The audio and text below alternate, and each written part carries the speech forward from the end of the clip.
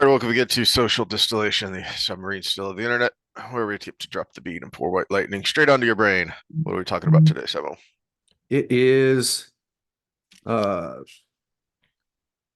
Wheel of Time. Sorry, I got a scheduling thing sent to me as we're doing that. No, Wheel of Time this Friday, and we're gonna go just a few chapters, 40 through 42.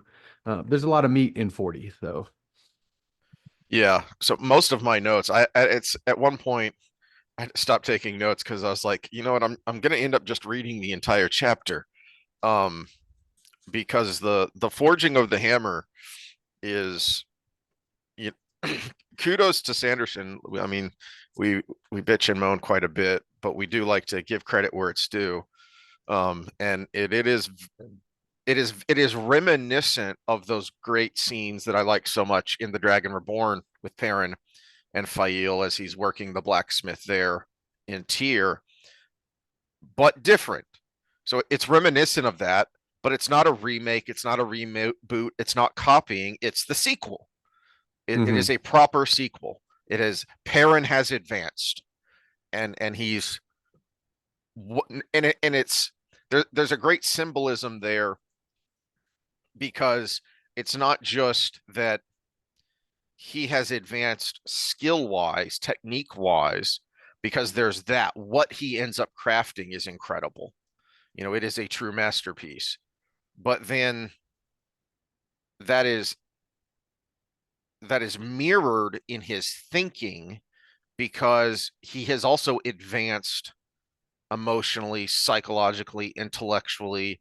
You know, I talked last time a lot about that one of the few good little threads you could pick out from Gowan's um, stuff last time is that it's showing how these young characters are maturing.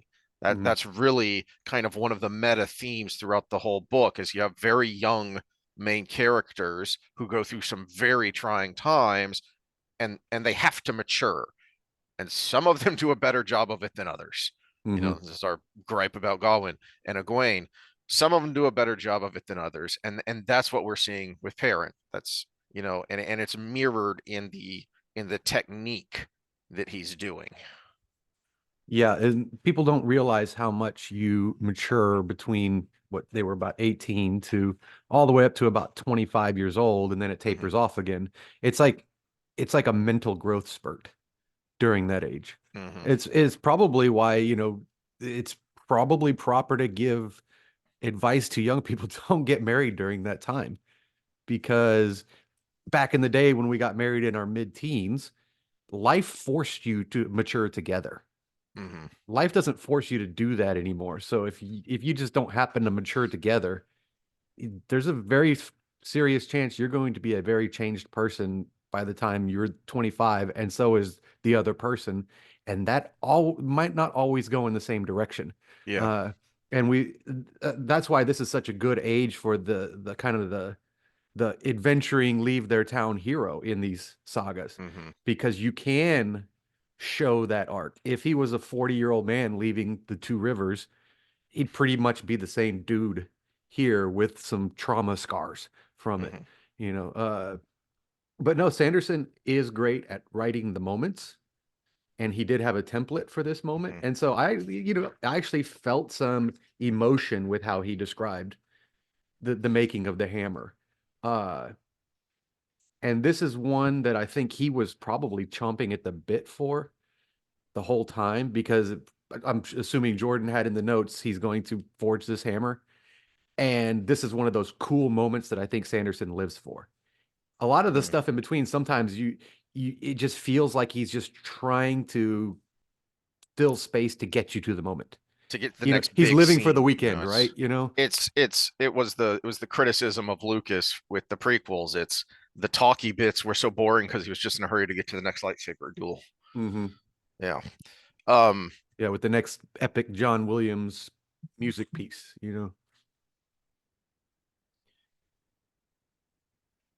so right at the beginning, um, just right off the bat, I think he really captures the emotion of the moment, because there wasn't, there was a good, oh geez. You said there were a bunch of memes that you couldn't use because you thought they were too problematic because they featured the actor from the series. Um, but it just dawned on me. Could you imagine that guy trying to act the previous chapter, the death of Hopper? He would be like this Ugh. because that's what It he does. That's his face every it time. it it would be a parody of you know killing the rabbit, because I thought that was great when you said, "Oh, he's Lenny from Mice and Men." It's like, oh Yeah, crap, you're right. angry Perrin from the season, sad Perrin from the season, depressed Perrin from the season. And and he Jennerson did a good job of giving you that epic death scene, that is right on the line of being over the top and melodramatic, but it doesn't cross the line. Um, it would certainly cross the line or just be a farce if modern Hollywood tried to do that scene. But I like that then when we transition here after we have a bit of a break because we have that short little Avienda chapter, and now okay, but then what happens next? Because you get the parents screaming in rage and pain with Hopper's death. Okay, but then what? Because then he's got to go back to literal reality, and it's Perrin sat alone on a tree stump, eyes closed and face to the dark sky. The camp was situated, the gateway closed, and reports taken. Perrin finally had time to rest. That was dangerous. Resting let him think. Thinking brought him memories. Memories brought him pain. And then he goes through all that he's smelling, all the scents, how everything is wrong. Everything is wrong. And then he felt sick, physically ill, as if his stomach were filled with muddy swamp water, rotting moss, and bits of dead beetles. That is just so disgustingly visceral. But my gosh, does that paint a picture of what you feel like when you have really suffered a loss and it hits you deep and you can't do anything about it. That may be one of the best ways I've ever heard it described of what it felt like. And and then when Fail comes up, Perrin, do you want to talk? He opened his eyes. He should be crying, screaming, but he felt so cold, cold and furious. Those two didn't go together for him, except they do. That is, you know, he this is him kind of finally reaching. That's why I kind of dwelled on Hopper's last words. Hopper, the mentor, he knows he's dying and he wants to make sure Perrin, the cub, young bull, really gets the lesson he's been trying to teach him. And this is him right there about to open the door because they do go together. You know, what you're feeling isn't wrong. Yeah, you should be cold and furious. And Mm-hmm. and that's how it be sometimes. Yeah, that's part of the maturing process. This is where Rand went too, and you notice it's very similar. Mm-hmm. He kind of went down a dark path, went through this annoying version of himself, and then just kind of had an epiphany. Mm-hmm. But that epiphany is it's okay to feel these feelings when they're at the right time, not all the time. You said cold and furious or whatever. Mm-hmm. Yeah, it's okay to be furious when one of your best friends is killed by a very bad person. You should be. If you deny it, then you're going to end up crazy because of it, which is what he was doing. Where Rand was the other way. He was all in on the I need to be cold as ice, but in a way that destroys because I am a weapon. And then he goes to the forge. He needs to do something. He needs to have, you know, and there's nothing wrong with that either. You know, when I get in a rut or feel like sometimes I think we've talked about this before, but like if you get into a rut or you're not really mentally with it when it comes to your workout. All right, well, sometimes I just ignore what my program says I'm supposed to be doing, and instead I'm going to do this thing. Like I'm going to do a deadlift period pyramid because it's simple. I know I can do it. It hits everything, and it just feels good to lift something heavy up Mhm. off the ground. Well, Sometimes that just feels good. well, and we talked about it before from a brain function standpoint, an anatomical standpoint. Doing something with your hands helps turn off the default mode network, which is where your memories come in and ruminate. And so Perrin's problem is when he's not doing something with his hands, he sits and ruminates. Hmm. And this is my fault. Aram was my fault. This is this. Da, da, da, da. I'm not a leader. I'm just a blacksmith. Those are all internal thoughts. But doing something with your hands actually helps you turn that off. That's And a so great point. he can think out loud in his head Yes. without that inner interference, because the interference is external now. The interference is what he's doing with his hands, which is completely different. So it allows you to do that. It's like singing in the shower. You sing better, you know? It's I think so anyways. Dancing when no one's watching because you're not worried about what anyone thinks. But Mhm. that was what I was trying to figure out how to say with resting, let him think. The thinking wasn't the problem. It was how he was thinking because he doesn't stop thinking here. He thinks more. He thinks deeper. Mhm. But because he's doing that thing that is so close and connected to the core of him, it helps his thinking, Well, you because know. it's prospective thinking. The ruminating Yes. is retrospective thinking. It's all based on your memories of what happened, which can be very uh what would be the word, distorted. It could be very distorted to what actually happened in the real Hmm. world. Where prospective thinking, you can only focus on what's actually literally there and what can be anticipated. And it's funny you brought up Rand because that was my next note, is because on page 611, jumping to that as he starts to think as he's working, and this is the contrast here between Perrin and Rand, and this is how Rand was able. This is how and why Rand got to a dark place and kept making himself worse.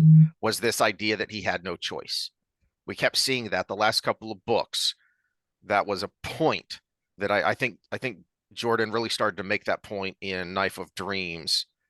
He started to make that point out loud, and then Sanderson carried it over uh, into the next book and to Gathering Storm.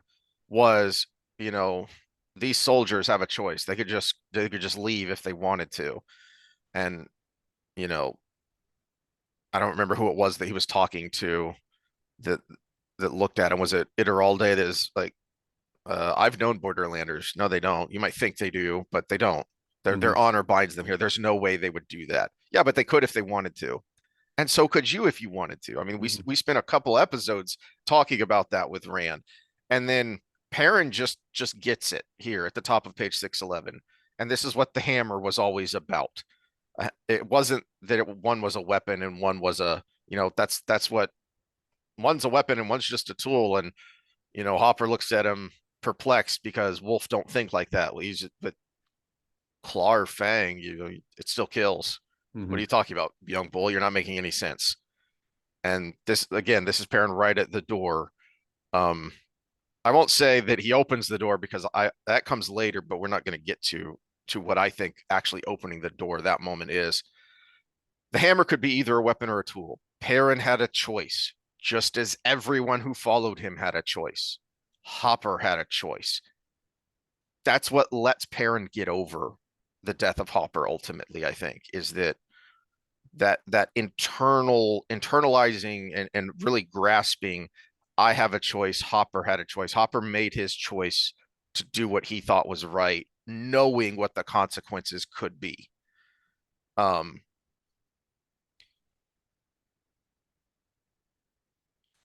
where was it? Um, yeah, and then down a little bit, you are like a wolf, husband, Fail had told him that, referring to how focused he became. That was a thing of wolves. They could know the past and the future, yet keep their attention on the hunt. Could he do the same? Allow himself to be consumed when needed, yet keep balance in other parts of his life. So he's understands the lesson. Now he just has to figure out, okay, but then can I do this? Because, oh, I get it. Okay, but now how do I do it? I mean, we talk about that a lot with the fitness, is that it's not, ultimately it's not that complicated, but it's not easy. And I Mhm. know what I need to do, but can I get myself to do it? Um,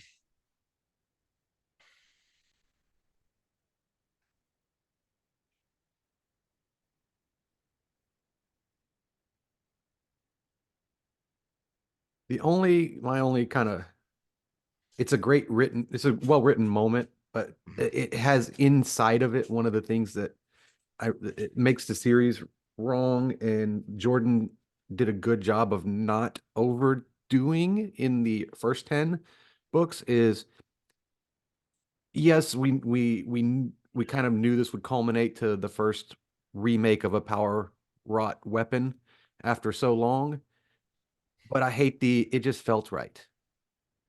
We don't have any lead up to that. It's not like Elaine who's been working on Tar and Grail, mhm. We don't have anything of like Niald like obsessed with somebody's blade or something that might The have the already only thing been. we have is that we have been told several times that they've been practicing circles. So Hmm. that we know that they've been practicing using the power together, but we were never told what and how they were practicing, just that they were. So we have no idea how that might have led to this. Hmm. Because Perrin's part of it, that makes perfect sense. It just felt right, because we've been with his journey for, what is this, book 13 now. Hmm. We've been on that journey, so for him to create this incredible masterpiece because it felt right, no, that makes sense, that works. Because again, You know what we this could is have a had? sequel, not a reboot.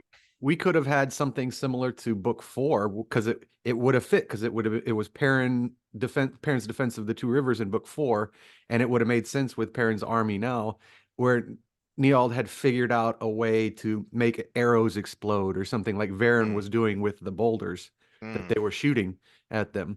So, it could have been like a progression of that. He said Oh yeah. the same thing that made the arrows explode. It just I'd flowed that energy, into there, and we could have had at least it would be a weak connection, but it would still have been a connection where you could have at least introduced the fact that he had an affinity for metals or something. In much the same way that Nynaeve figured out how to heal Stilling, is, this is interesting. What if I do this? What But would happen if even I then, we did have her that? struggling with it for a while, where she's Exactly. trying different things. It wasn't just it felt right. So then when she does do it, it is basically, it felt right, but it felt right because she had been She had been progressing. feeling around. Yeah, Mhm. yeah. Yeah. So there was a little bit of that kind of, it's my internal cringe is one of my biases, but it's Hmm. just the you'll do it when the time matters kind of mentality, and Yeah. Yeah. it's also why the average male is 40,000% less effective in a fight than they think they are, or something like that. Exactly. Yeah. Um, but there is once we get past the it felt right, there is a good moment there, which is my next note. Um, because on this page, as this is going on, again, like I said, the making of the hammer mirrors the thoughts and the growth there. And so he has this thought of, uh, where Perrin just wanted to go back to his simple life, didn't he? And then yeah, here it is, down at the bottom of 612. No, no, he wanted Fail. He wanted complexity. Yeah, that was one of those things you don't get when you're a youngster. When I was first reading these as a teenager, and you don't get the point of Fail, that she drives me crazy. Yeah, there's a song about that. Uh, she drives me crazy. Because sometimes you want that. It drives you crazy, but in a good way. Yeah, but before that you had Mellencamp. I need a lover that don't drive me crazy. Yes, because it's balance. Yeah, she drives me crazy. And at first, it's like I want to throttle you, woman. And once he literally does, which again is why we Jordan needs to be canceled because he literally spanks her for being a brat. I love that moment. Um, but then he has to find the balance of she drives me crazy, but I want a woman who don't drive me crazy. Yeah, you need that middle ground there because you need a little bit of both. Mhm. And it's about figuring out the crazy. It's about figuring out the complexity. And that's what he realizes is that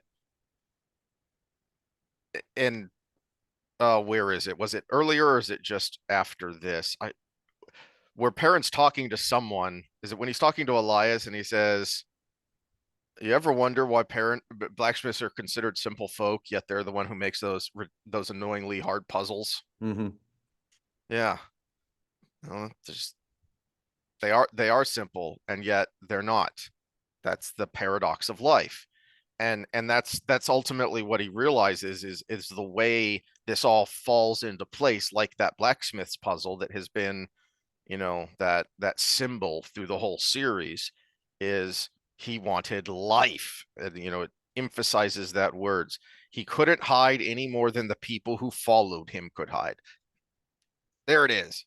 And then that's what Rand could never figure out until he had that epiphany on Dragonmount, is that sure, you could run, you could leave the army, you could not face the Dark One. You do have that choice, but then again, you don't, because hiding's not going to fix anything. Hiding's not going to solve anything. Hiding's not going to protect your family. Mhm. So you have to embrace that complexity and realize that, yeah, all those bits about Fail that drive me the bad kind of crazy, I accept those because of the greater weight of the things that drive me the good kind of crazy. They're the reason I got the scratches on my back. Exactly. Yeah. You know what? The that constant red spot on my forehead from slapping myself in the face because of the things that she says and does that drive me crazy, that's made up for by the scratches on my back. Yeah. You know, and it's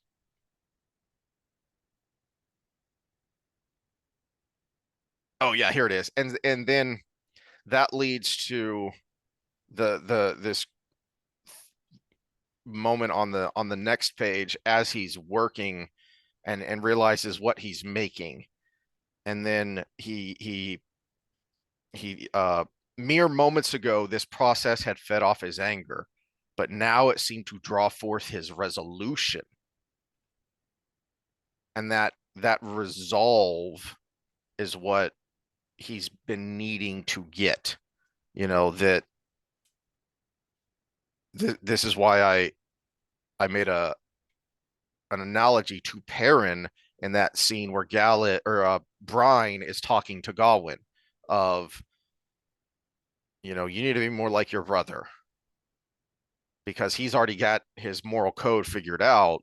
So he's able to more quickly and easily deal with complicated questions, with difficult circumstances. So he has resolve, is what he's saying. And that's now Perrin has thrown off that rumination and he is now more focused, but not blindly focused.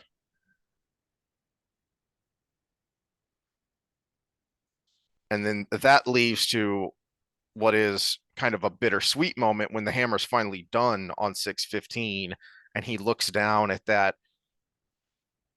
I don't know why it didn't really dawn on me that it's the same hammer from that great scene in The Dragon Reborn. That's the hammer he's been carrying around this whole time. That's the Mhm. hammer he's been using since he threw away the axe. It's that hammer from that moment. And that's not an accident, because Jordan's got millions of words of notes on how this all weaves together. It's not an accident that, and he looks down at the hammer, which through the process of crafting this thing is now ruined. It's blackened, it's misshapen, and it's no longer even useful as a tool. Uh-oh. Did we lose you? Sorry for the hiccup there. We had some Zoom issues. It wasn't internet for once on either of our side. Zoom just crapped out over on his side. But he was in the middle of, I think the last thing he said before it froze on the video is that it was beaten and unusable anymore. Did you freeze again? Or are you just very still?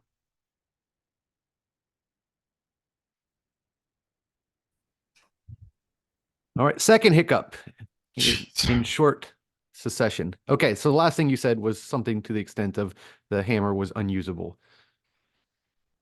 Yes. So on 615, page 615, he's finished the hammer and he looks down at it and it's ruined now because of the process of the forging. And he felt sad to leave it, but he had made his decision. And it's a great bittersweet moment. You know, it feels sad to leave something. It feels sad. Um, you know, the end of this series, there's a very bittersweet moment. You finally get to that last page, you finally finish it, and it's I'm done, but oh, I'm done. There's no more. Mm-hmm. Well, that's that. Yeah, again, the whole strain from page 608 to 615 is that's life. It's complicated, it changes, it continues to move, and that's life. You know, so I thought that was a great kind of final point to this idea of, yeah, it's sad to leave it, but you have to, you Mm-hmm. know. uh it's youngest child just graduated this May, and it's sad, but it's also a celebratory time because it's sad that childhood is officially done, but now you have a young adult and life goes on, and now you get to go into that part of your life, you know. So it is both, you know, mom sheds a few tears, but then we also, you know, have a big celebration afterwards Mm-hmm. because that's life. um and then the last part of this chapter is him uh preparing this ambush of the ambush.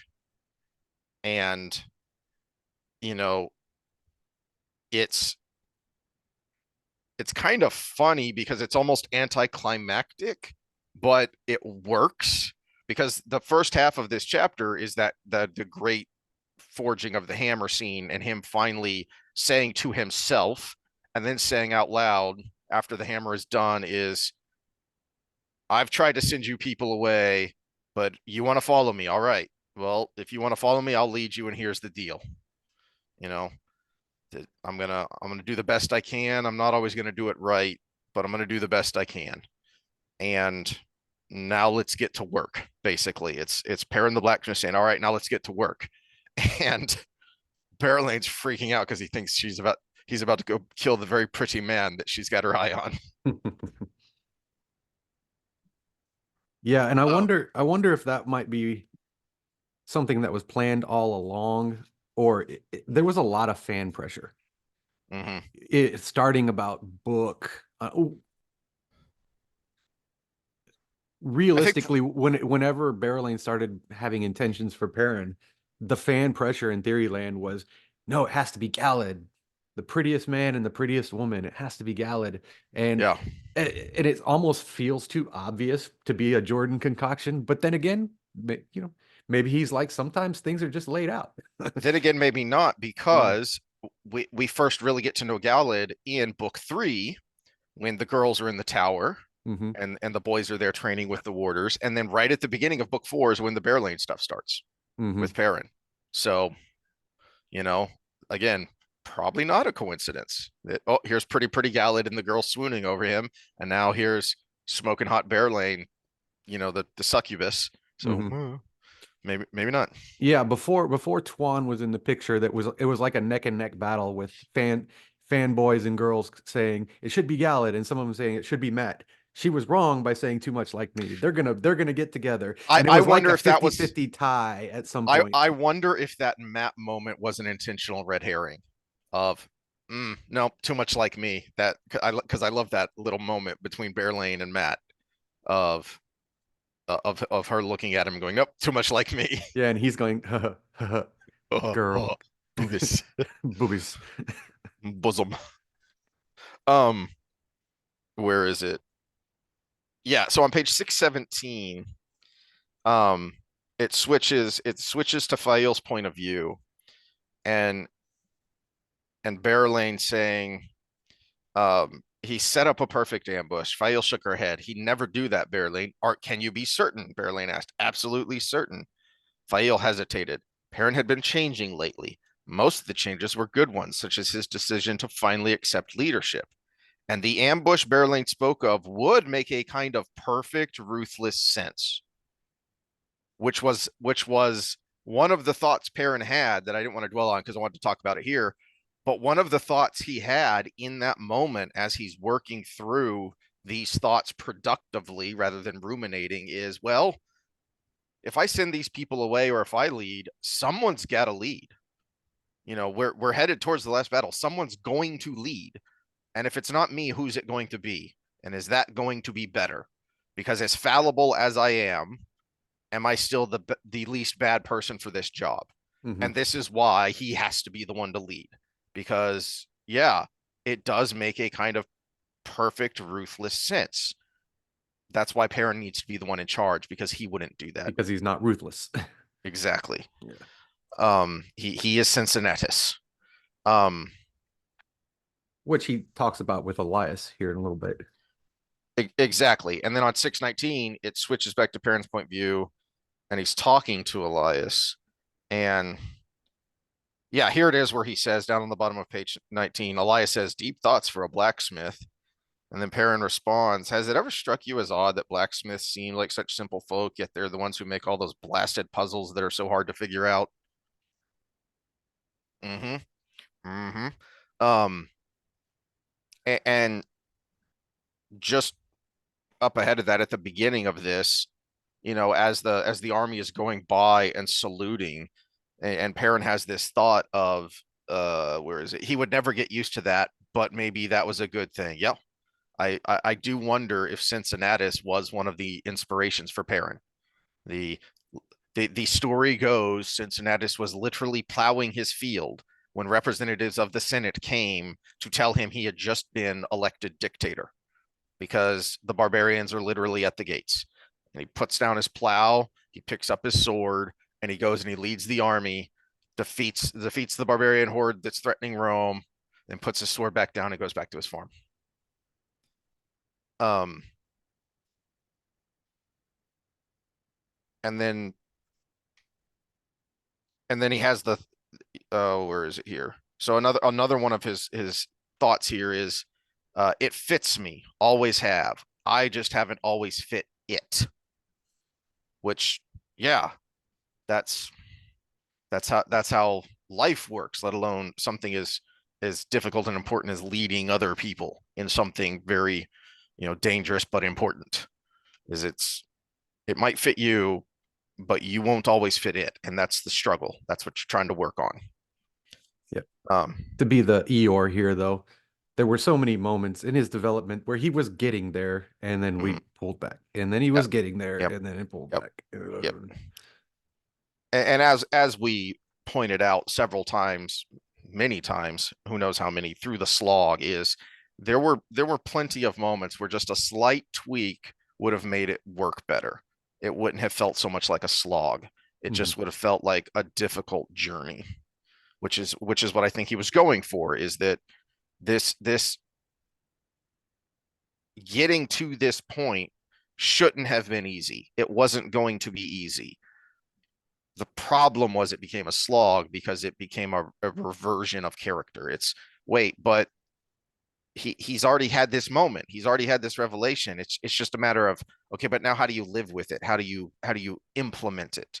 How Mhm. do it's not going to go smoothly. You're going to have life, seemingly, you know, and I can relate to that because anyone who has ever struggled with um capital D depression, not just I'm sad, but the one of the things that gets in your head and drives you into a negative downward spiral is that this this narcissistic idea that life itself is out to get you, that like personalizing the just plain old normal difficulties of life. Life is so unfair. The life is out to get me. No, that's just life. Mm-hmm. That's yeah. No, it's okay. You that is why I've always been annoyed at the idea of motivational speakers. You Well, I know, was just it's going to bring up the yep. self-help in quotes, air quotes, community. There's a good side of it and a bad side of it, Hmm. and they actually give a completely opposing message. Which the bad side of it is your Facebook, Instagram, you do you, self-care, Hmm. treat yourself. You're the most important person in the world and act like it. And you should enjoy life and everything you do, all this stuff. And the good side of it is actually the people that say you ruminate about all about what people care, how people care about you. But the fact of the matter is they don't give a fuck about you. You farted in class. Okay, everybody kind of laughed for Hmm. 15 seconds. And then after 5 minutes, guess what they don't even think about? You. They're back to thinking about their next test, what they're going to eat when they get home, if they called their mom or, whatever's going through their head about them because they care about them. Yep. You provided a momentary distraction with that thing you did, but you're going to lay awake at night thinking about for the next 3 years because you farted in class, you know. So that's actually the good side of the self-help thing is like realizing how little everybody cares about you. So you flubbed over that word in your presentation. Go on to next word. There's the very end of this scene before it switches to Galad's point of view for the end of the chapter is him thinking about Aram. Um, I'm sorry, my friend, he thought. You I failed most of all. There was no point in looking backward at that. He would simply have to continue forward and do better. Yeah, that's it. Um, there's also another moment. Oh, and then he's thinking about, internalizing the wolf, finally figuring out what that means. And he has this thought that I love of on page 620, that he had made his choice. He would never become like Gnome. For our first time readers, keep an eye on that. That's and again, great setup and payoff. Again, we're going all the way back to the third book. Here Mm-hmm. we are in book 13, and this whole chapter, we're calling back to the third book because it was in that third book where he met him and he first started to kind of freak out about the wolves of, oh, this could be really bad. I can see where this road will lead me as he thinks. But then that was his problem is he saw the worst case scenario and thought, oh, that's the end of my road. No, that's just the end of a road. That was the end of his road. Your road is yours. And that's kind of what he finally figured out. Mm-hmm. Um, and then I love the moment in the next chapter when he finally springs the ambush it and the women folk realize they're not there to ambush the white cloaks, and he's looking at them and go, of course not. But why did I do all that work to not have to fight the white cloaks just to come here and massacre the white cloaks? What are you doing? He's it makes perfect sense. And it's kind of funny in hindsight because he has had moments like that before, and that's a Hopper moment of what are you talking about, young bull? That makes no sense. You're just making noise. Yeah, that's and he just needed to find a way to apply that to all the aspects of his life. And I love this moment here, um, where is it on page 628? where Fael says, thank you. For what? For being the man that you are, she said, turning her mount and leading the other two away. Perrin shook his head. He had been worrying that he'd have to have Grady wrap her up in air and tow her away. Well, she she doesn't need to be there Mm-hmm. because you're being you fully. Like you're being the you that she always knew you could and should be. So, okay, you're in charge. You don't need my help. I'm going to go to the back and make sure that all that's taken care of and make sure that Alejandra and Berlin are safe and all that because I don't need to be up here. You got this. Mm-hmm. Um, Well, I like before that the interchange between Gallad and Bayer and Bornhold. mm, It's he's called the Shadow. Then why is he killing them? Why is he yeah, killing more of them than he would gain from killing us? That makes no sense.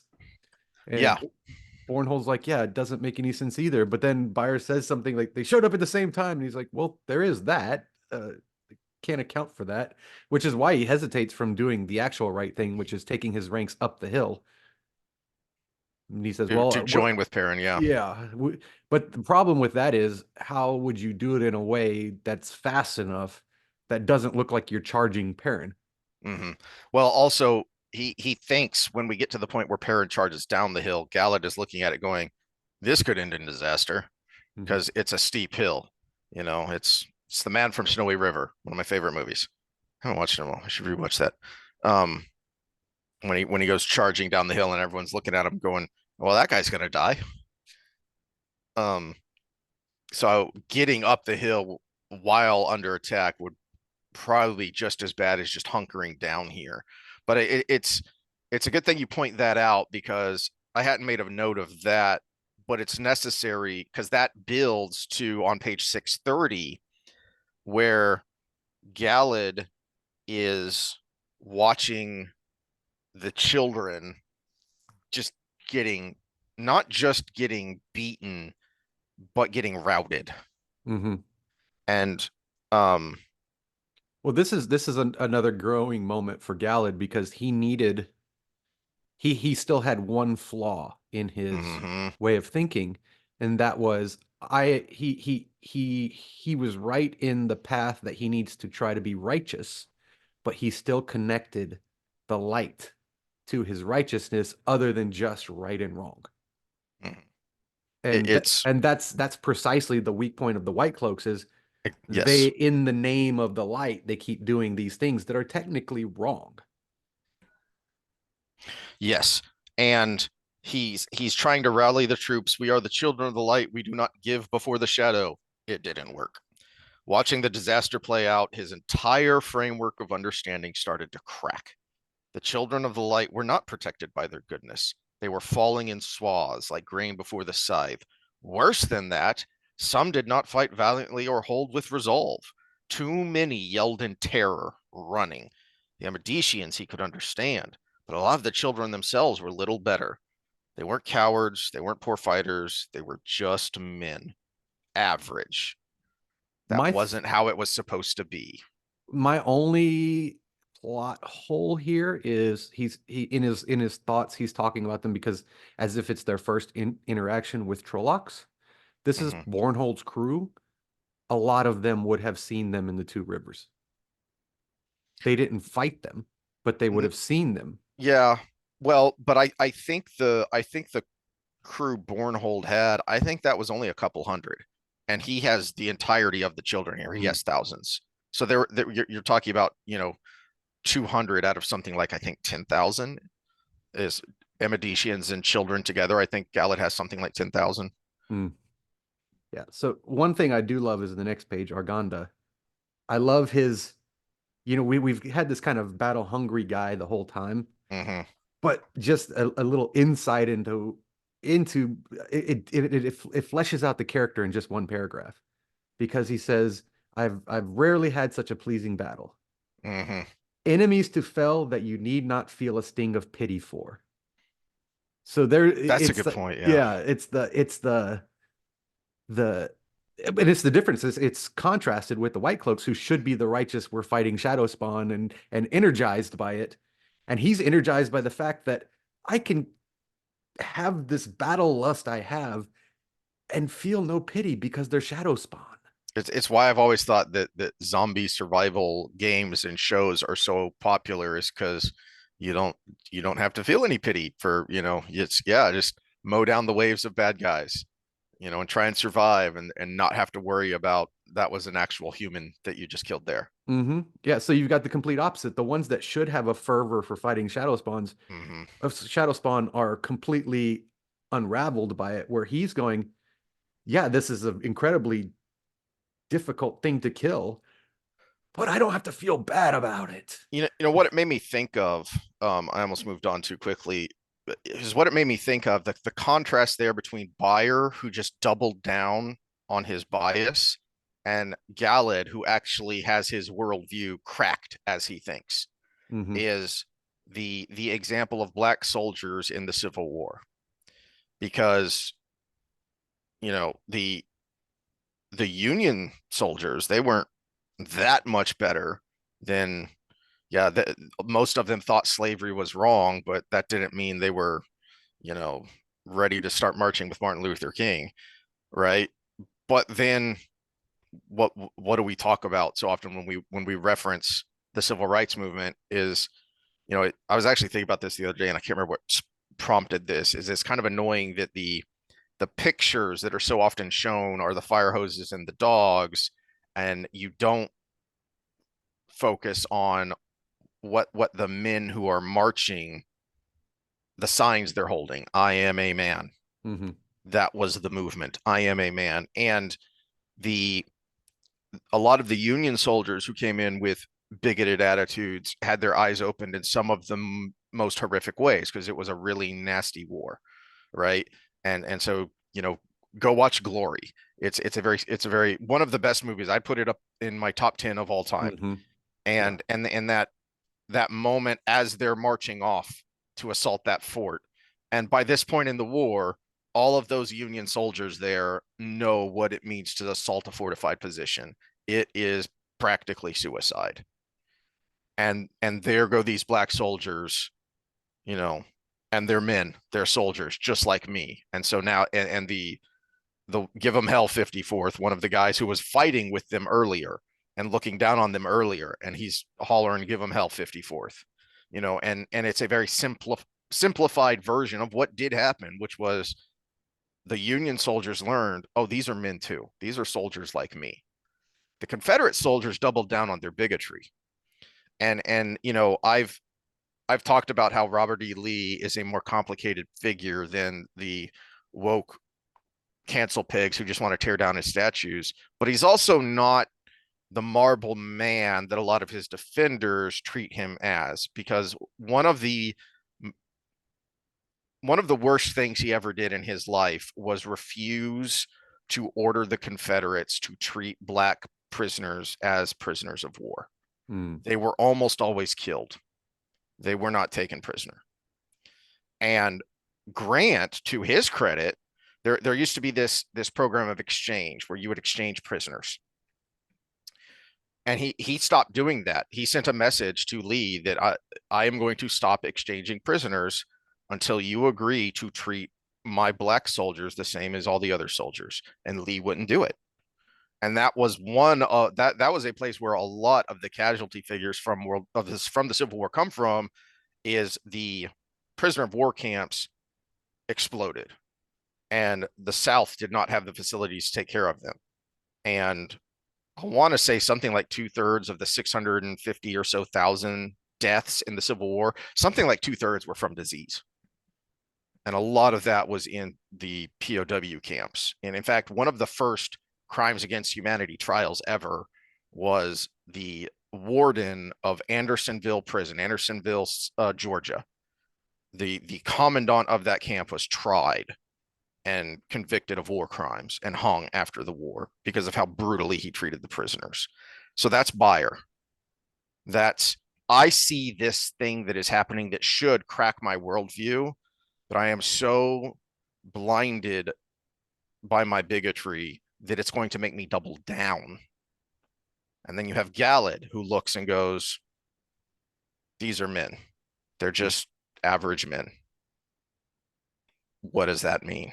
What does that mean for what I've thought all my life? Mm-hmm. Um, and then the last page of the chapter, when Perrin orders the charge that we can't just let them sit down there and die. We're going to go help them.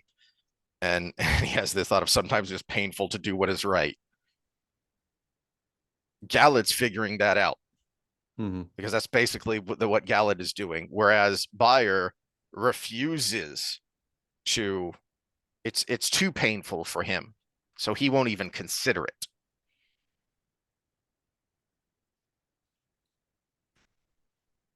Oh, crap. I forgot. Chapter 42, we take a brief break. Um, I like it when authors do this. We don't need a play-by-play of the battle here. And these kinds of battles often went on for a very long time. So boom, let's shift to another place here, and then we'll come back to the battle afterwards. Um, and on page uh Well, so I on mean, let's not uh, skip over one important thing. okay. 636. Yeah. Bornhold kills Bayer. Oh yeah, yeah, yeah. I mean, it brings everything to a head because Bayer is the source of Bornhold's zealotry against Perrin because it's only his words that have influenced Bornhold. Bornhold Yeah, wasn't there. I'm a dummy. The thought of sometimes it's painful to do what was right. I was thinking that was Perrin. No, dum dum, that's Gallad. Hmm. And he's looking, that's Gallad looking at Bornhold, and that's, you know, Bornhold is able to see that that Perrin is a man. Bayer refuses to, and Bornhold has to do what is right, and it hurts him to his core. As Gallad says, he he he's only known you a few. Bornhold has only known you, Perrin, for a few years, and this whole time he's Hmm. thought you were Dark Friend who killed his father. He's known Bayer for almost his entire adult life and has thought that he's a great child of the light that he looked up to, and he just had to kill him. Hmm. And that tells you a lot about Bornhold, which tells you a lot about Elder Bornhold, and and and why he was such a likable character and someone that even Perrin respected, and that translated down to his son, who not that long ago was an angry alcoholic, Hmm. and now he just killed someone he respected because that person was doing something evil. Not that long ago, I think it's still current because Galad comments on the smell of brandy on his breath in one of these chapters Mm-hmm. leading up to the trial too. Yeah. That's true. He's still dealing with that because that, Hmm. that kind of resurfaces here with Perrin coming back. Yeah. Yeah. Okay, now on to 42. And now on to 42. Oh, and the last line of Perrin. I'll stay by you. Thank you. I'm fond of the horse. I love it because it's not a joke. It's just Perrin. Hmm. All Well, right. and that was a good place. So again, giving credit, you force it so much with Matt, but you did it. Yes. You did it. It was a good little one-liner that was in the right spot at the right time and Well, hit just at the with the right amount of intensity of yeah. because Perrin was easy for him, so it was internalized. He didn't have to think about it. He just did, in much the same way as we just saw in this chapter with these two chapters with Perrin. He just did. But from a humor standpoint, he didn't have to do anything different with Matt. Hmm. It the humor would have been exactly the same, just a little something here and there. Hmm. I don't want to spend too much time on Gawain and Egwene because we've flagellated that deceased equine plenty. Um, I just think, the where it could have been and should have been perhaps better. And again, it makes me wonder if the whole point was you don't get the happy ending here. You don't get the um fairy tale romance, the prince and the pauper, the prince and the innkeeper's daughter here. Um, but it, there's this moment where it seems like they might actually figure it out when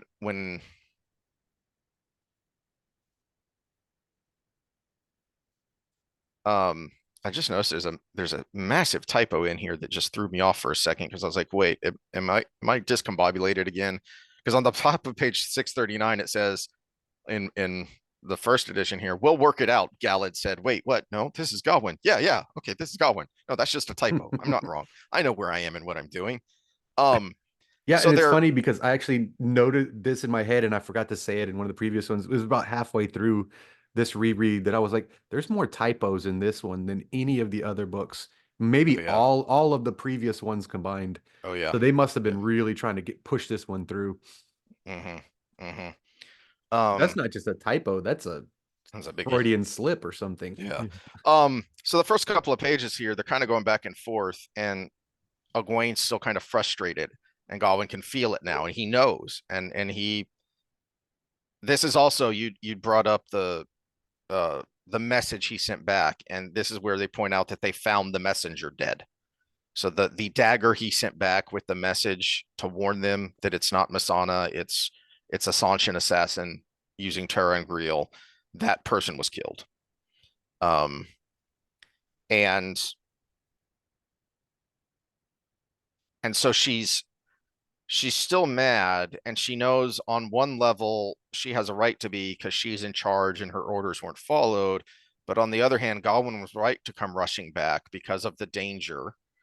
And he was right too that yeah, she was in danger because she was expecting, Black Ajar or a gray man, as she says. That's what she was anticipating.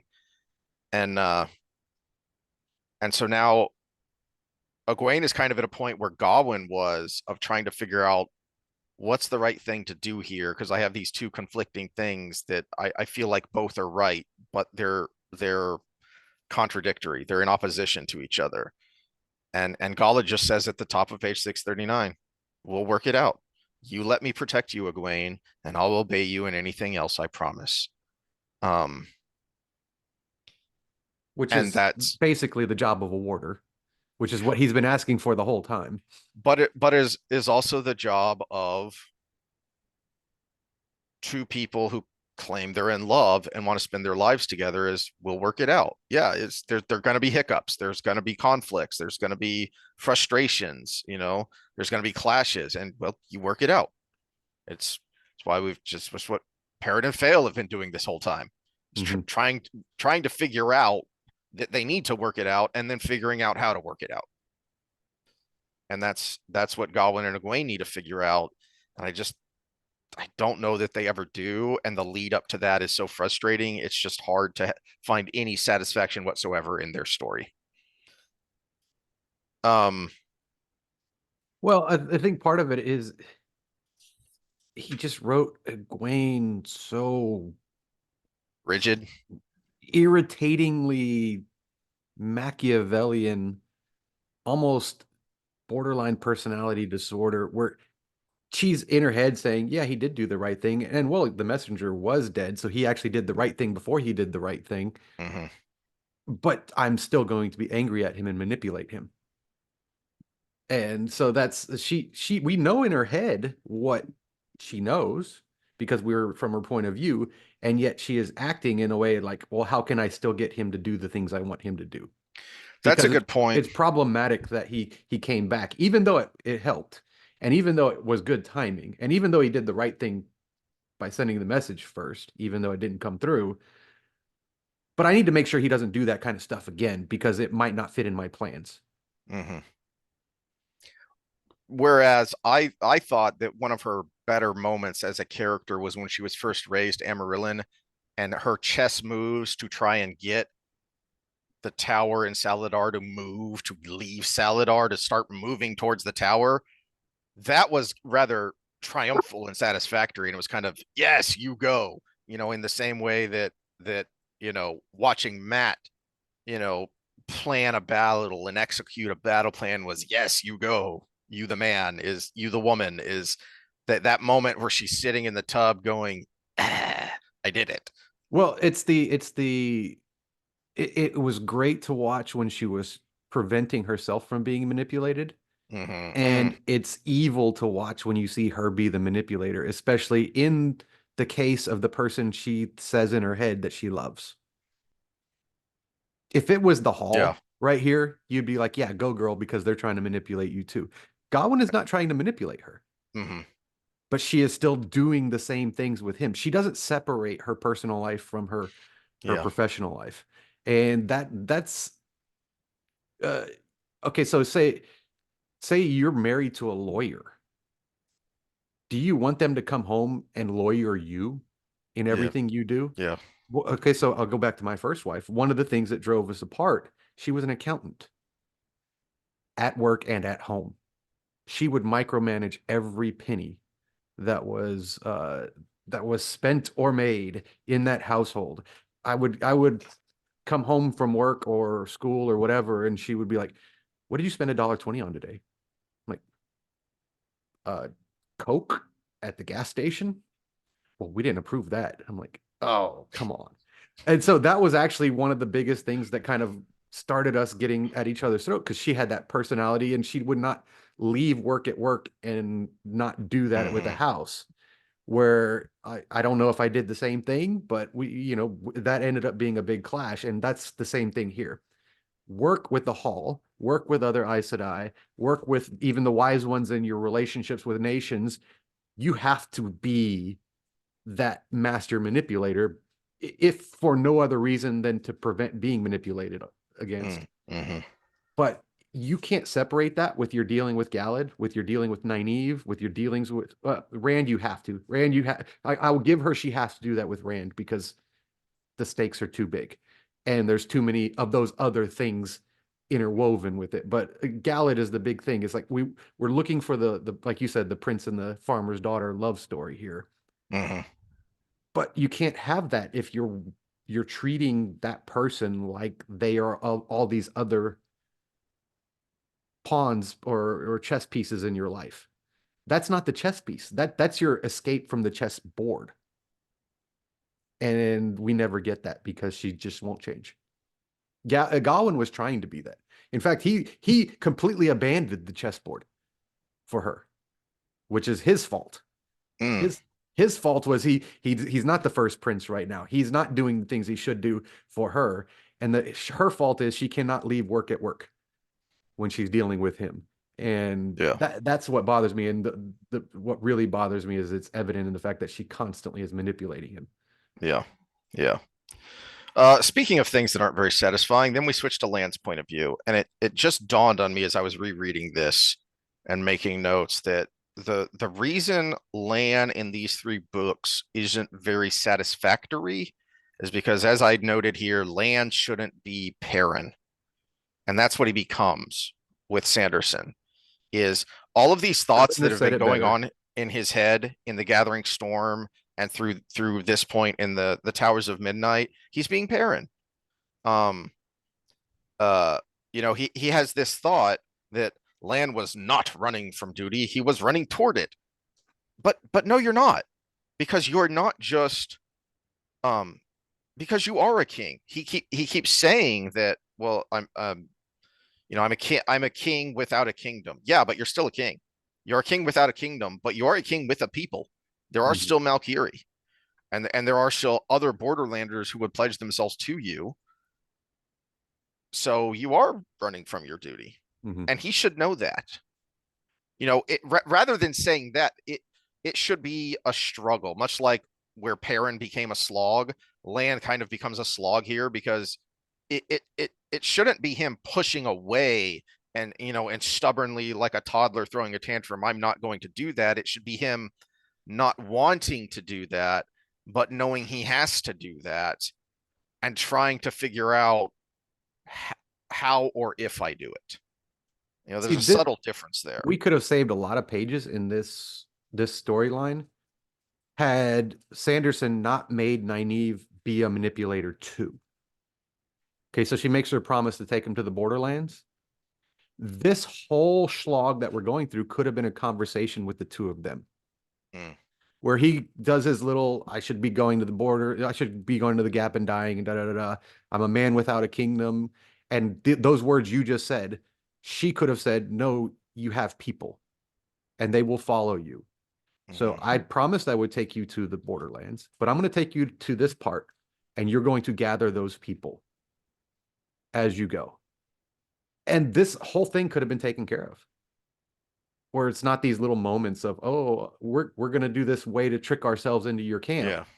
It could have been a conversation between him and her where she doesn't manipulate him. She tells him why she's putting him here. And he comes to the realization that, and, in my own head, this was what I thought life should be, but you have Mhm, changed me, my wife, kind mhm, of thing. And that would have been perfect because that's exactly parallel to the way he changed her. And mhm, her epiphany on being able to channel and finally being able to surrender was because he needed her at that moment. And so it's like we could have had just the conclusion, the second part, the yang to that yin of their relationship be a conversation, and then he could have gone down the borderlands and we got little snippets of him gathering an army, and then they finally get there mhm. without all this stupid ridiculousness, like you said, the Schlog of the internal conflict of I'm finally figuring this out at 40 some odd years old. The thing I figured out 20 years ago when I met Maureen. Mhm. And the thing I've really been showing that I have figured out since I married Nynaeve Mm-hmm. is we have seen a shift in his character. We pointed that out in their moments together in the previous books. And I don't know how much was Jordan, how much was Sanderson wanting to get to this woohoo moment, but it's a very contrived woohoo moment. It's not a good one. It's Perrin's moment in making the hammer and accepting the mantle of leadership. That was a build. Yeah, we had a slog in there that we didn't like, but ultimately the whole arc was an arc. It Mm-hmm. made sense. It worked. This, it doesn't work. It doesn't make sense. It's this last moment on page 643, where he has this thought, uh this thought he has, I like it. It's just this should have been the thought the whole way along, which was curse Nynaeve and bless her too. He tried to send a sense of love and frustration through the bond to her. Yeah, that makes total sense. That's within Land's character, and that makes sense with him trying to navigate the fact that he's not just a warder, he's a husband now too. And that means something. Um, and then with a deep sigh, he gave in. The golden crane flies for Tarmangite, and Land said softly, let any man or woman who wishes to follow join it and fight. He closed his eyes and the call went up. It soon became a cheer, then a roar. That's supposed to be this haha, yeah, huzzah moment, but it's not. Mm-hmm. Because, first of all, we kind of already had that moment at the end of Knife of Dreams that Jordan gave us that moment with Nynaeve when Nynaeve dropped him off at Land's End and then went to that tavern to confront that Malkiri merchant. Mm-hmm. So we've already kind of had this moment once, and now you're just revisiting it. Well, What and we revisiting it too close to doing it with Perrin. uh-huh. It's almost like you get the thing and you celebrate and you wake up the next morning hungover and someone shows up with a beer and you're like, whoa. Let's party, dude. Yeah, I'm like, we just did Yeah. that last night. Mm-hmm. The party the second day is not nearly as fun as the party the first day. Yeah. Yeah. And it's and often because it is contrived because you're trying to forcefully recapture that moment that probably happened naturally, and that's why you think so fondly of that time y'all had that you had that party at that place with those people, and I want to recreate that. Yeah, except that happened naturally. In this one, you're trying to force to try Mm-hmm. and recapture that moment, and it doesn't work. Yeah, it just and this might be more just me than the fan base or whatever. I just hate that he chose a method with Nynaeve to manipulate Lan in the whole process to begin with. And then to the point of this chapter, if you had never done that, it's like telling a white lie and then you have to tell a bigger lie to cover the other lie and then a bigger lie. This one was you did this kind of not this out of character thing in from Nynaeve's perspective, and now you've got to do all of these out of character things along the way to get to the end result Mhm. because you did that one thing in the beginning. Yeah, and I just had this thought because this is, minor criticism of Jordan because he's the one who set this up is that last moment with him at the end of Knife of Dreams when they're together in the manor house and she wants to get up and go back to trying to heal people and do stuff and Lan just says, "No, you're not ready yet. Rest some Mm-hmm. more." Right? It's he's not manipulating because that's not what he does. But then Nynaeve's not really a manipulator either. That's why they work so well together because No, she's so that was the masculine. yeah, that was the refreshing thing about their relationship Hmm. was they were both kind of frustrating human beings separately, but they came together honestly and complementary and all of the things that were just right. Uh, yeah. And all I think all it would have taken in that scene to make it fit better with Nynaeve's character and with the dynamic of Lan and Nynaeve together as husband and wife would be when she says, "Fine, I'll take you, but you make me this promise." If he just would have said, "You're up to something," and she just says, "Of course I'm up to something. I'm not going to let my husband, ride to his death without giving him a fighting chance."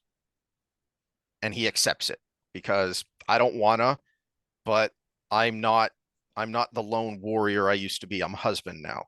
Mhm. And I'm probably not gonna like it. In fact, I know I'm not gonna like it, but fine, I'll give you that oath because you're my wife. And he could still be annoyed at what she does. He could still not like it. He could still try Mhm. and work his way around it. But if they just would have been, if they would have just had that confrontation moment, I think it would have been fine. I think that would have solved that issue. Because again, to your point, Nynaeve's parent Lan isn't supposed to be Perrin and Nynaeve isn't supposed to be Egwene. And they Mhm. haven't been for the rest of the series. But then they kind of become that here at the end, which And is a then bit they go back to being kind of cool again. and And then they go so it's back to like, who they are. yeah, Yeah. yeah. So this little blip in the middle was he just again completely out of character. And you're right, it did start with Jordan, so it's not a Sanderson thing. Hmm. This was in the plans. It's Hmm. just it's annoying. All right. Last chapter we're going to cover here, and then we have a handful of comments. Yeah, yeah, Uh, we got to get through it too because I need a little prep time for this next client. I do like here that when we come back to the aftermath of the battle, it's Perrin and Galad walking through the battlefield looking for wounded. And we get this great moment where Perrin's wolf senses he hears these muffled sounds from below this pile of bodies, and he digs out this white cloak. And I love this moment where he holds him and he says, "Drink, son." And I it just dawned on me, the kid, son, he might be older than Perrin, Mm-hmm. but Perrin has seen and been through a lot. Mm-hmm. So he is wise beyond his years by this point. Um, Well, it does say the youth. yeah. So he could have been But a shiny new white cloak at like but 17, Perrin 18 years old. but Perrin is him. Well, I doubt they would be that young because you would probably be. It I mentioned would before assume they started their training at young teen years. young, but you usually had to go much like an apprenticeship. You would squire as at like 12, 13, and then you might be 20 before you became a knight. It Well, was that long of a yeah, but it also stretch. doesn't say if does it say he was a child or could it be one of the Amedicians? No, because I think it makes up is this where it makes the point that his white cloak is practically Oh, red with blood? it does say one of the Yeah, children. Jerem yeah, was one of the children. Yes. yeah. Um, but I liked that moment of drink son, and this kid is he might be older than Perrin, if only barely, but Perrin in this moment is very much a father figure, and it works because he's been through so much, seen so much, and grown so much over these 3-ish years, 3.5 years that we've been following his life. Um, and oh, there's a moment here that actually connects to your point about Arganda, but we'll get there in a second. Uh, I like this closing moment with Galad and Perrin, where uh where Perrin tells him, you can your men can join my army, but I want your oath that you'll follow me, and I'll get you to the battle faster that way. And Galad just says, you have my oath. Um, and Perrin says something to the effect of, just like that. And Galad said, it was you cradling that boy, that no dark friend could feign that degree, that legitimate compassion. Mm-hmm. You know, Well, in and again, parallels. We talked about Rand earlier and how he came out very, very Buddha like. mm, Perrin came out of his epiphany very Jesus. that's an interesting analogy. Yeah, very, very much so. Um, and then where is it? Oh, and then down at the bottom, um, he eyed Galad. You ever wonder why we ended up here in this same place? My men and I assumed that it was because the light had placed you before us, Galad said, so we could punish you. Perrin shook his head. That's not it at all. Truth is, Galad, I apparently needed you, and that's why we ended up here. And I think that's him turning the door handle Mm-hmm. of this revelation, fully accepting and internalizing these lessons that he's been trying to learn, that Hopper's been trying to teach him. And and there were moments leading up to this where he'd had this thought about, as he tells Fail before they actually go to the trial, I need this. Mm-hmm. I need to speak my piece. You know, I need for people to know why I did what I did, so this guilt will stop hanging over my shoulder and weighing me down. And then on the other side of that, he needed to, out of his own unselfish will, because he could have just gone away knowing what's coming up, protect the person who had his life in his hands. Mm-hmm. And then the last bit of this chapter, I find it interesting that we switched to Alejandro's point of view, much like you made the point about Arganda, where we get that moment where, oh, this guy's not the caricature he seems like. We get Mm-hmm. that brief little moment where, you know, he may be this, you know, almost Wiremon-esque character when you first see him, and then you realize, oh no, he's not.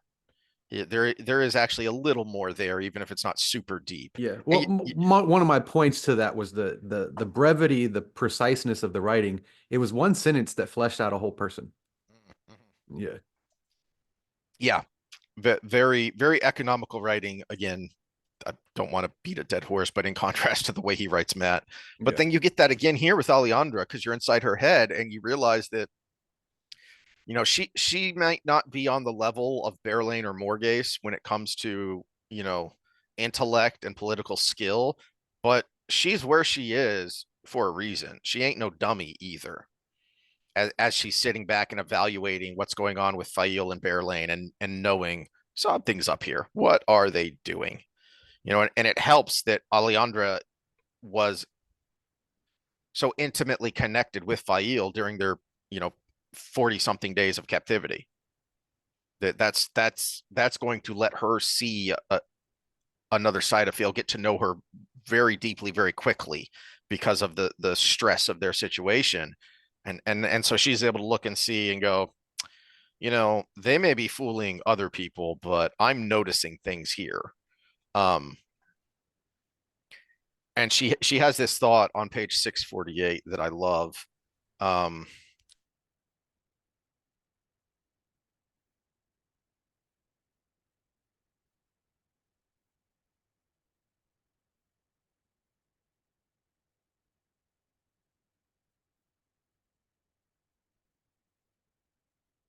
Did you freeze again? Hello?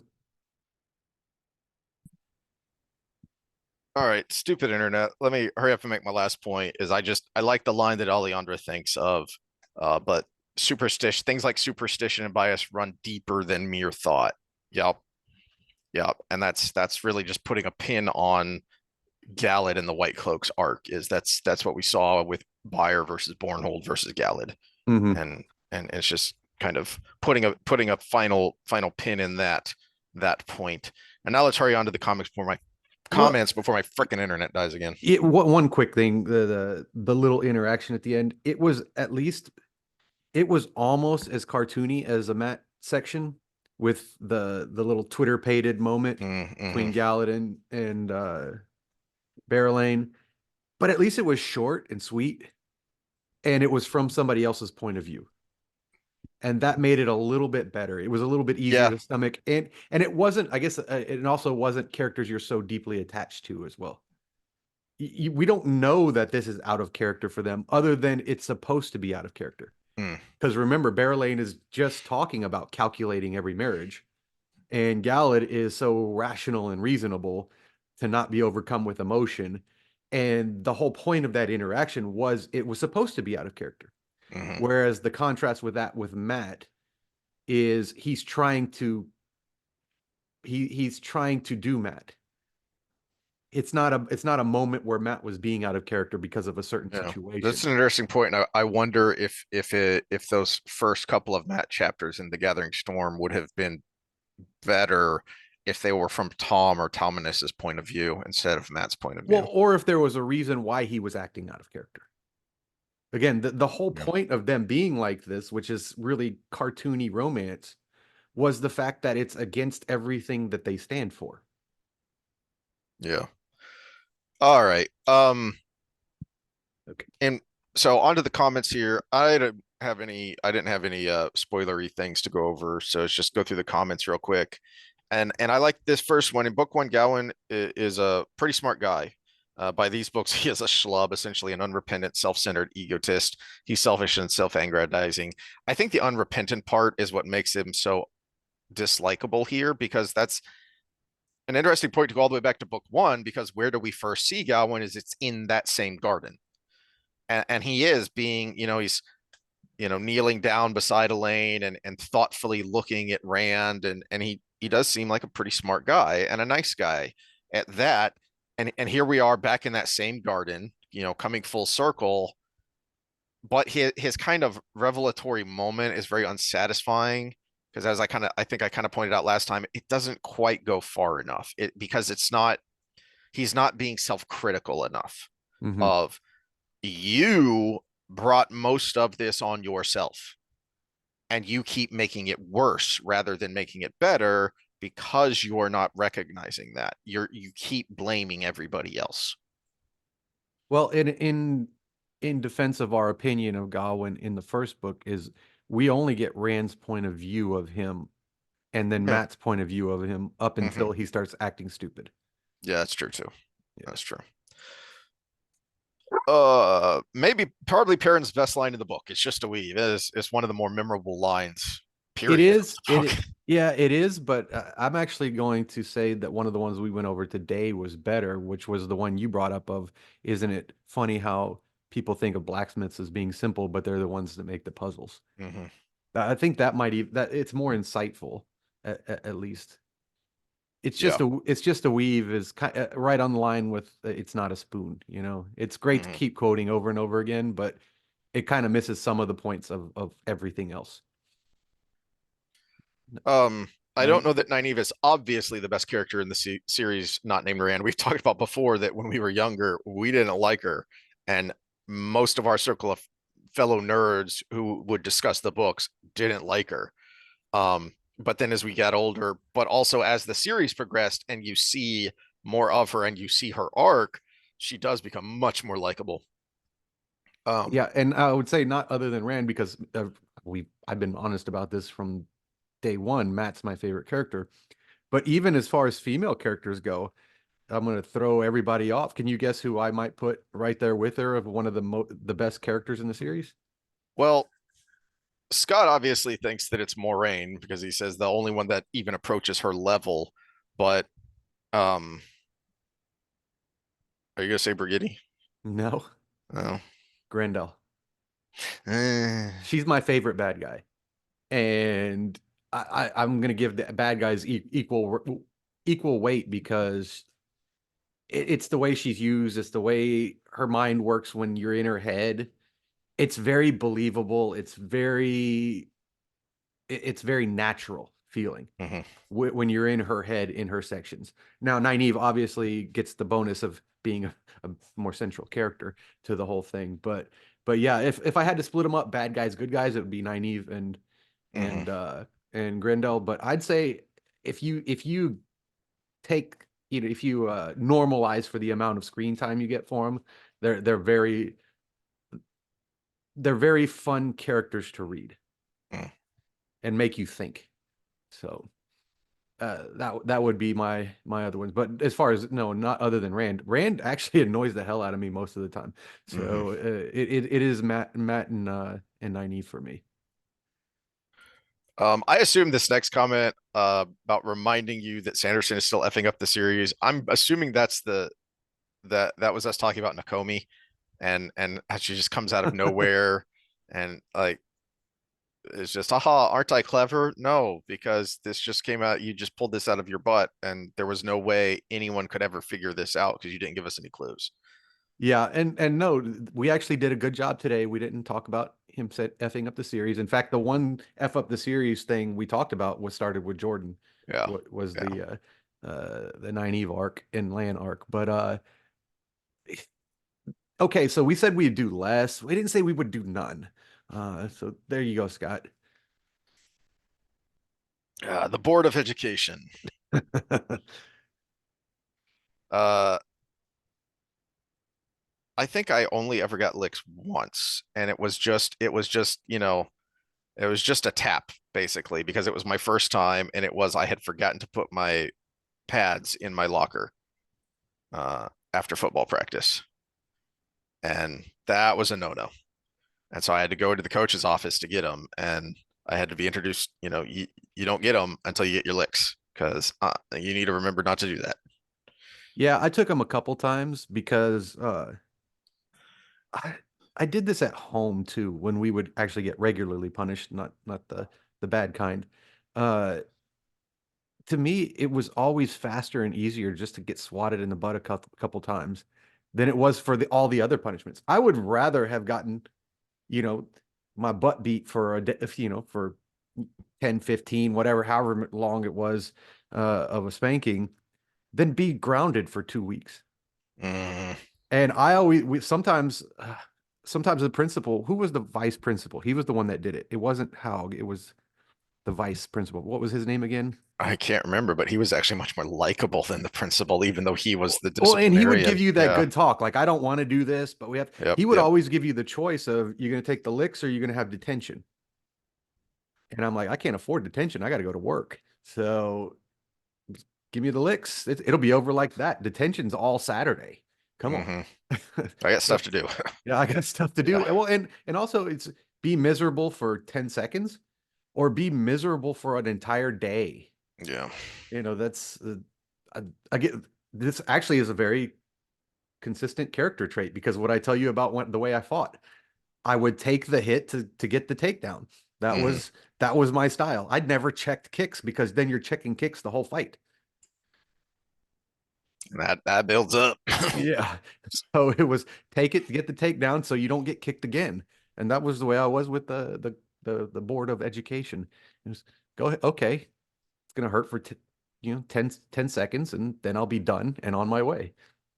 Which also means didn't stick as well as apparently it did for you, Scott, because I kept doing the bad behaviors. All right. Well, wrap this up because you got work to do and I need to do something productive with my life. And then we will see y'all Wednesday. Um, I had some nutrition stuff I wanted to talk about, so I'll send you those links so we can talk about that. And then I think there was something else, but I don't remember what it was. There was something fitness related I was thinking about, and it was very meta. Oh, crap. No, it'll come to me hopefully by Wednesday. But yeah, it might fit right into with that because I meant to text you about it and I wish I would have because then I would remember it. Welcome to my brain. I'm not nearly as business savvy, but as Elon Musk said, you want to be me? You want to be in this mind? My mind is Yeah. a tempest. The problem is mine is a tempest in forgetting what I went to the living room for. Not Yes, because I started randomly thinking about an old Simpsons episode that I liked. Uh, yeah. All right, we'll see y'all later.